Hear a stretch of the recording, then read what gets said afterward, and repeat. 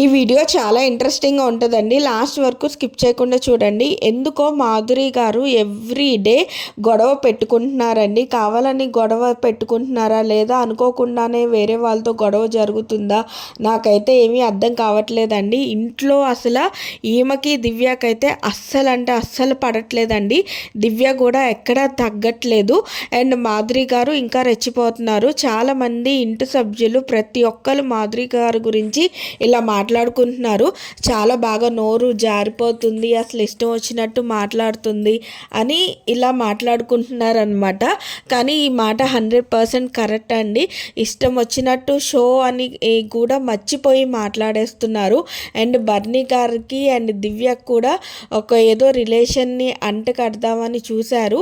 దాన్ని ఫస్ట్ నానా అన్నారు. దివ్య ఏమో నేను నానా అని పిలవను మీకు తెలుసా అని మాట్లాడింది. దాన్ని మళ్ళీ వేరేలాగా తీసుకొని వేరే వాళ్ళ దగ్గర చాలా మాటలు మాట్లాడటం అయితే జరుగుతుందనమాట. అండ్ బర్నీ గారికి ఏం చెప్తుందంటే మాధురి గారు, మీరు ఎందుకు విడిగా కూర్చొని మాట్లాడతారు, అందరిలో కూర్చొని మాట్లాడవచ్చు కదా అంటే బర్నీ గారు, మా ఇద్దరు మెంటాలిటీ ఒకటే కాబట్టి మేము గేమ్ గురించే మాట్లాడుకుంటాము, అంతమించి మాకు ఎలాంటి వేరే వాళ్ళ టాపిక్స్ రావు అని బర్నీ గారు చెప్తున్నారండి. కానీ బర్నీ గారు దివ్యాని అవాయిడ్ చేయటానికి ఈ రోజంతా ప్రయత్నించారనమాట. కానీ దివ్య ఓపెన్ అయిపోయింది. ఎందుకు మీరు ఇలా చేస్తున్నారు, ఎవరో చెప్పారని మీరు ఇలా రిలేషన్ని దూరం పెట్టడం అనేది ఎంతవరకు కరెక్ట్, ఎందుకంటే ఇంట్లో మీతోనే నాకు ఎక్కువ బాండింగ్ ఉంది కాబట్టి నేను ఇలా అడుగుతున్నాను, అదే వేరే వాళ్ళు అయితే నేను కనీసం ఆడవను అని సుమన్ గారి దగ్గర బర్నీ గారి దగ్గర ఓపెన్ అయ్యి అడవటం అయితే జరిగిందనమాట. కానీ బర్నీ గారికి ఎందుకంటే అందరూ దివ్య వల్లే మీ గేమ్ పోతుంది అంటున్నారు కాబట్టి దివ్యాన్ని దూరం పెడదామని చూశారు. కానీ దివ్య బర్నీ గారితో మాట్లాడకుండా ఉండలేకపోతుంది. మరి ఈ రిలేషన్ అండ్ ఈ బాండింగ్స్ ఎంతవరకు ఉంటాయో నాకైతే అర్థం కావట్లేదు. అయితే దివ్య ఆట మాత్రం నాకైతే చాలా బాగా నచ్చుతుందండి. అండ్ మాధురి గారు ఇంకా అందరి గురించి, తనుజ గురించి, కళ్యాణ్ గురించి కూడా చాలా బ్యాడ్గా మాట్లాడారండి.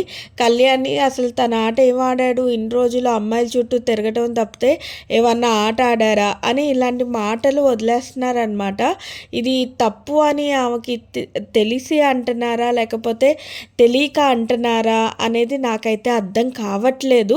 కానీ ఇంటి సభ్యులందరూ మాత్రం ఈమెని నెక్స్ట్ వీక్లో నామినేషన్స్లో వేస్తారు. ప్రజలు మరి మీ అందరూ ఎంతమంది ఇష్టపడుతున్నారు ఈ ఇంట్లో ఉంటాక అనేది కామెంట్ సెక్షన్లో తెలియజేయండి.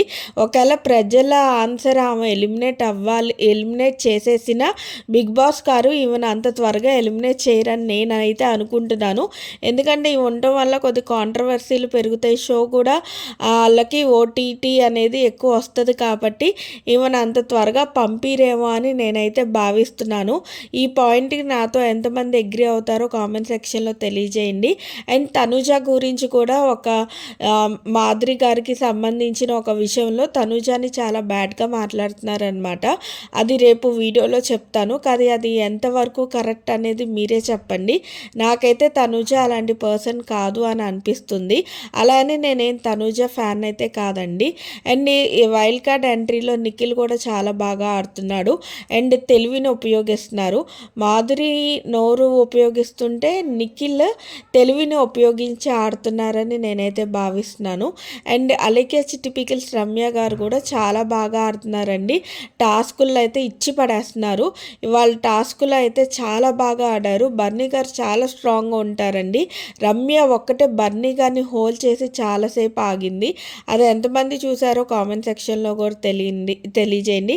ఇలాంటి మరెన్నో వీడియోస్ నా ఛానల్లో మీరు చూడాలి అని అనుకుంటే ప్లీజ్ నా ఛానల్ని సబ్స్క్రైబ్ చేసి లైక్ చేయండి. ఇలాంటి మరెన్నో వీడియోస్ మీ ముందుకు తీసుకురావడానికి ప్రయత్నిస్తాను. అండ్ థ్యాంక్స్ ఫర్ వాచింగ్ అండి.